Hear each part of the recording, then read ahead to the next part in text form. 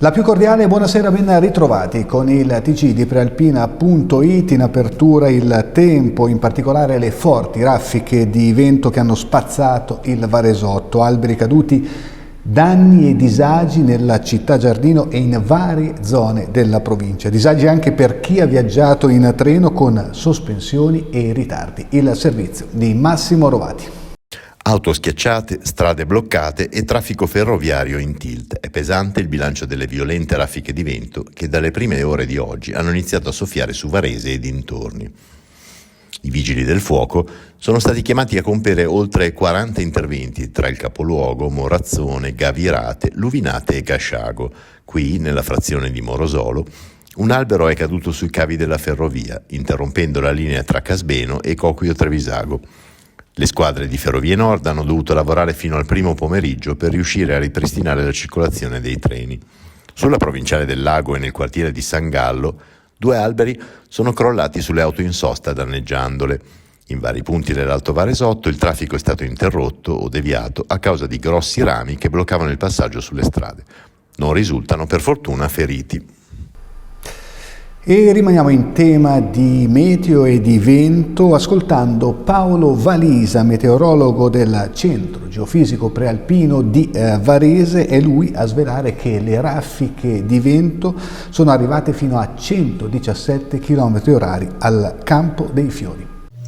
Una perturbazione atlantica ha raggiunto ieri il nord Italia formando un vortice di bassa pressione che si è isolato oggi sul Golfo Ligure, ha richiamato nella notte forti venti settentrionali attraverso le Alpi e sulla nostra regione.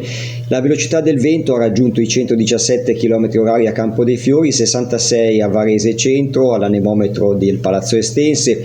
Un po' più veloce le velocità sul lago di Varese senza ostacoli, ha soffiato il vento a 75 km/h a Bodio, 82 a Schieranna, vento forte anche sul Verbano con 70 km/h a Leggiuno. Lo spostamento poi verso sud del minimo di pressione già nella giornata odierna porterà un progressivo attenuazione del vento che cesserà del tutto in serata con ritorno domani dell'anticiclone, bel tempo e sempre più caldo fino a domenica. Intanto nell'Alto Milanese il livello del Ticino si è alzato notevolmente consumando parte delle sponde. Il servizio di Stefano Vietta con immagini Publifoto. Buongiorno, siamo qui nel Parco del Ticino, in località Castelletto di Cuggiono, per documentare un fenomeno di erosione spondale in atto nel fiume Ticino, che si è accentuato particolarmente in questi giorni, proprio a causa delle forti piogge e della piena del Ticino che potete vedere è molto estesa. Nel punto dove siamo, per esempio, se vedete alla mia sinistra, vedrete un piccolo isolotto. Ecco, questo piccolo isolotto appena 3 anni fa era attaccato a questo pezzo di terra di bosco. Come vedete il fiume si è portato via praticamente tutto nel giro di pochi anni e la situazione sta andando avanti. Se vedete alle mie spalle sulla destra c'è un altro punto dove praticamente si stanno creando dei piccoli vortici, si è creato un piccolo golfo che sta erodendo una parte di campo. Più avanti, andando a monte, la situazione non è certamente migliore, anzi noi stessi possiamo vedere di tanto in tanto qualche piccolo crollo. Su un'area che va avanti a monte di circa 300 metri praticamente ci sono delle sponde che sono letteralmente mangiate dal fiume.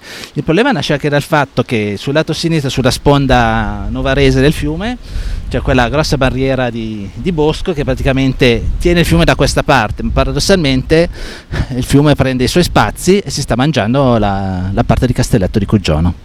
Un negozio di parrucchiere come base dello spaccio di droga. Succede a Laveno Monbello, dove i carabinieri hanno scoperto il traffico illecito e sospeso l'attività. I militari dell'Arma, durante la perquisizione, oltre a intercettare un giovane in possesso di droga e contanti, hanno trovato solo un dipendente, non il titolare, che si è reso irreperibile. L'uomo è indagato per cessione e detenzione illecita di sostanze stupefacenti. Nella sua abitazione a Caravate, rinvenuti droga, un bilancino di precisione e 16 pastiglie di un oppiaceo usato per tagliare la cocaina.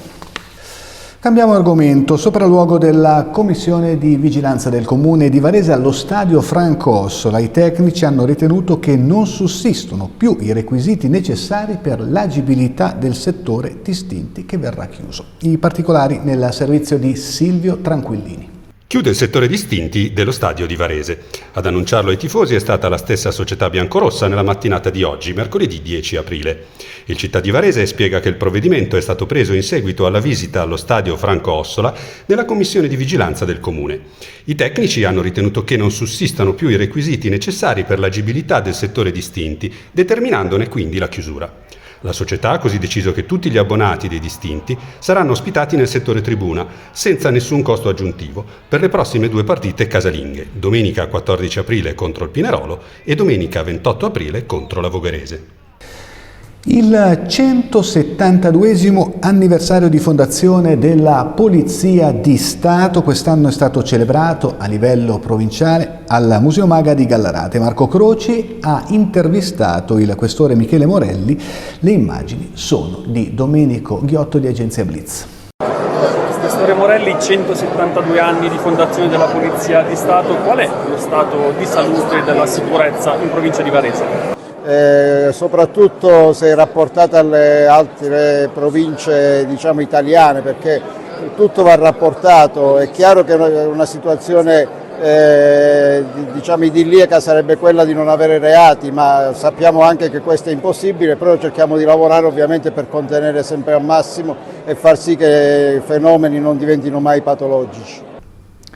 Speleologi ecologisti, volontari del CAI di Varese hanno ripulito una gola tra Bizzozero e la Valle Olona. Il servizio sempre di Marco Croci. Sono abituati ad armare le grotte, come si dice in gergo, con corde, contrappesi e ancoraggi, in modo che i profondi pozzi possano essere percorsi in sicurezza. L'altro giorno alcune di queste tecniche sono state applicate pure alla pulizia della Forra delle Bustecche a Varese tra Bizzozero e la Valle dell'Olona. 25 persone hanno partecipato alla 3ª edizione del Clean Your Backyard, tradotto letteralmente pulisci il retro di casa tua, organizzata dal gruppo speleologico del CAI di Varese, che ha permesso di portare fuori dal letto del corso d'acqua una vera montagna di immondizia. Copertoni, bombole del gas, laterizi, scarti di cantiere, lastre di metallo, parti di macchinari e molto altro. I rifiuti sono stati portati a livello della strada per il ritiro da parte della ditta specializzata. Dopo 3 anni di fatiche, commentano soddisfatti gli organizzatori, il torrente torna ad avere un aspetto naturale. Giovanni Bloisi, conosciuto come il ciclista della memoria, è pronto per una nuova avventura. Il 70enne di Varano Borghi raggiungerà il Mortirolo partendo da Ventotene, una pedalata a tappe di 1600 km. Lo ha intervistato Fabio Pellaco. Sono Giovanni Bloisi, chiamato il ciclista della memoria, ma in questo momento specifico la mia bicicletta non è più la bicicletta della memoria, ma diventa la bicicletta della memoria europea, per questo progetto di viaggio che partirà il 9 di maggio da Ventotene, giornata dell'Europa, lungo 1600 km per arrivare al passo del Mortirolo, per raccontare un po' come è nata l'idea dell'Unione Europea, quindi degli antifascisti che si trovavano all'isola di Ventotene in quel periodo, Spinelli, Rossi e Colorni, i quali ebbero quest'idea elaborata, un po' dalle cose che hanno vissuto, e quindi l'Unione Europea, creare un'unione tra i popoli e mai più guerre in Europa. Entrando proprio in quelle che sono le varie vicissitudini che ci sono state dalla Seconda Guerra Mondiale in poi, mi sono reso conto che era il momento di fare qualcosa per ricordare quanto è bello vivere in Europa, approfittando anche del fatto che ci sono le elezioni europee l'8 e 9 maggio.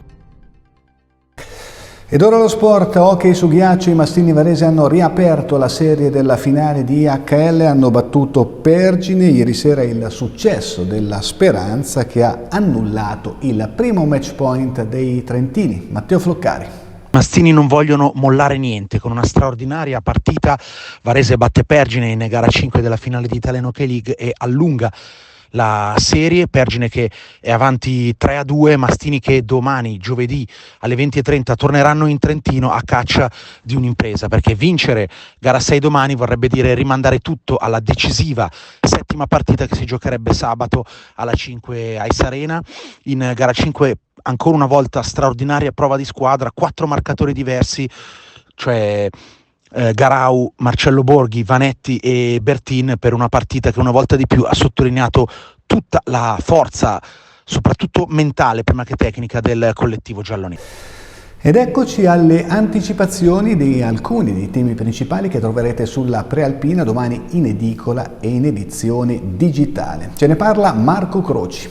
Sì, grazie Luca. Il teatro sociale di Luino diventa un caso politico. L'ex sindaco nonché deputato Andrea Pellicini si oppone all'annunciata intitolazione della struttura a Dario Fo e Franca Rame. Posso al limite condividere l'intitolazione a Dario Fo, premio Nobel che visse qui per molto tempo, ha detto il parlamentare di Fratelli d'Italia, ma non comprendo affatto l'estensione dell'omaggio a Franca Rame, che con Luino non ha nulla a che fare. A questa polemica sarà dedicato ampio spazio sulla Prealpina di domani, disponibile in edicola e sui supporti digitali.